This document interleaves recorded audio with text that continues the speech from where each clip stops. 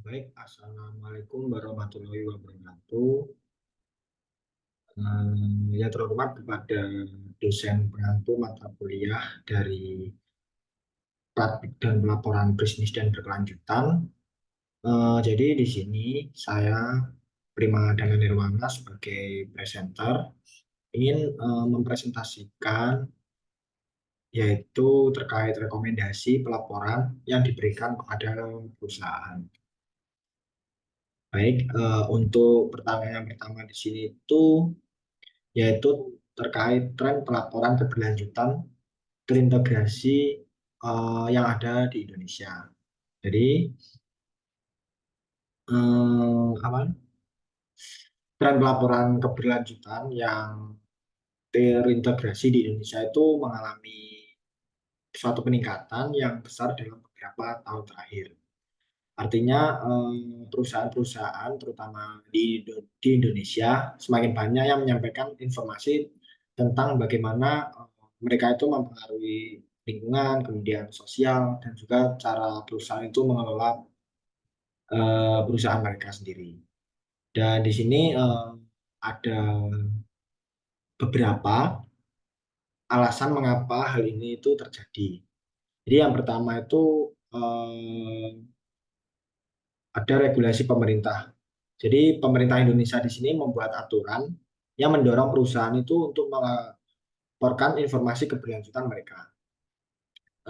Misalnya Otoritas Jasa Keuangan telah mengeluarkan peraturan seperti POJK nomor 51 POJK 03 tahun 2017 yang mengatur tentang keuangan berkelanjutan untuk lembaga jasa keuangan, perusahaan yang terdaftar dan perusahaan publik. Yang kedua di sini ada tekanan dari investor.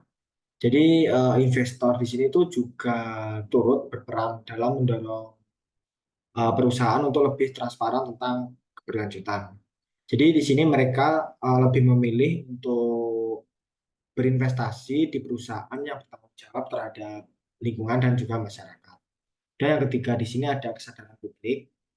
Jadi kesadaran masyarakat di sini juga ikut dalam mempengaruhi. Dan masyarakat di sini tuh semakin peduli dengan bagaimana aktivitas perusahaan itu mempengaruhi lingkungan dan juga masyarakat di sekitarnya. Sehingga perusahaan merasa perlu untuk lebih terbuka dan juga jujur dalam melaporkan bagaimana mereka itu menjaga keberlanjutan. Kemudian untuk pertanyaan yang kedua di sini itu tren adopsi standar pelaporan global di Indonesia. Jadi eh, adopsi standar pelaporan global di Indonesia itu semakin meningkat. Ini itu berarti bahwa banyak perusahaan di Indonesia itu mulai mengikuti aturan dan pedoman yang telah ditetapkan secara internasional untuk melaporkan informasi mereka dengan lebih konsisten dan juga transparan. Di sini yang pertama itu ada GRI atau Global Reporting Initiative. Jadi GRI di sini itu adalah salah satu standar yang banyak diadopsi. Dan GRI di sini memberikan panduan yang komprehensif bagi perusahaan dalam melaporkan dampak mereka terhadap lingkungan dan juga masyarakat. Kemudian yang kedua itu ada SASB atau Sustainability Accounting Standard Board. Jadi SASB di sini itu juga mulai menarik perhatian, walaupun di sini masih dalam tahap awal. Beberapa perusahaan di Indonesia di sini tuh mempertimbangkan SASB untuk fokus pada isu-isu keberlanjutan yang paling relevan dalam industri mereka. Dan yang ketiga di sini ada TCFD atau Task Force on Climate Related Financial Disclosure. Jadi ada TSFD di sini tuh adalah standar lain yang nantinya akan mulai diadopsi. Jadi ini itu membantu perusahaan untuk melaporkan resiko yang terkait dengan perubahan iklim yang semakin penting dalam konteks global saat ini. Dan yang keempat di sini ada IR atau Integrated Reporting. Jadi IR di sini juga mulai diterapkan dan IR di sini menggabungkan informasi keuangan tradisional dengan informasi tentang kinerja keberlanjutan. Dan di sini mereka juga memberikan suatu gambaran yang lebih menyeluruh tentang bagaimana perusahaan itu mengelola keuangan dan dampak mereka terhadap lingkungan serta masyarakat. Kemudian dan untuk pertanyaan ketiga di sini yaitu rekomendasi pelaporan untuk perusahaan.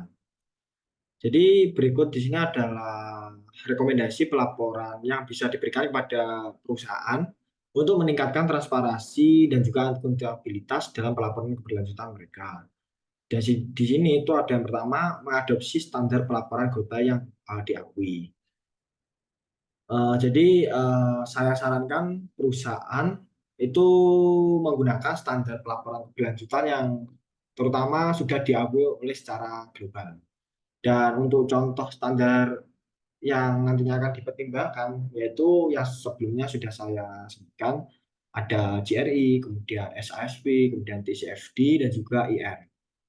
Dan juga yang kedua di sini rekomendasinya yaitu menaati regulasi pemerintah. Jadi di sini tuh penting bagi perusahaan untuk mematuhi regulasi yang dikeluarkan oleh pemerintah Indonesia seperti POJK nomor 51 atau POJK 03 tahun 2017. Dan ini termasuk dalam aspek pelaporan keuangan berkelanjutan untuk lembaga jasa keuangan dan emiten dan juga perusahaan publik. Dan yang ketiga di sini ada melibatkan pemangku kepentingan. Jadi proses pelaporan keberlanjutan di sini itu harus melibatkan berbagai pihak yang berkepentingan seperti investor, kemudian karyawan, pelanggan, dan juga masyarakat. Dan dengan melibatkan mereka, perusahaan ini nantinya akan memastikan bahwa laporan mereka itu mencerminkan isu-isu yang paling relevan dan penting bagi semua pihak yang nantinya akan terlibat. Dan ada selanjutnya mengadopsi inovasi teknologi. Jadi pada poin ini itu perusahaan sebaiknya memanfaatkan teknologi dan inovasi untuk meningkatkan efisiensi dan juga akurasi dalam pelaporan keberlanjutan.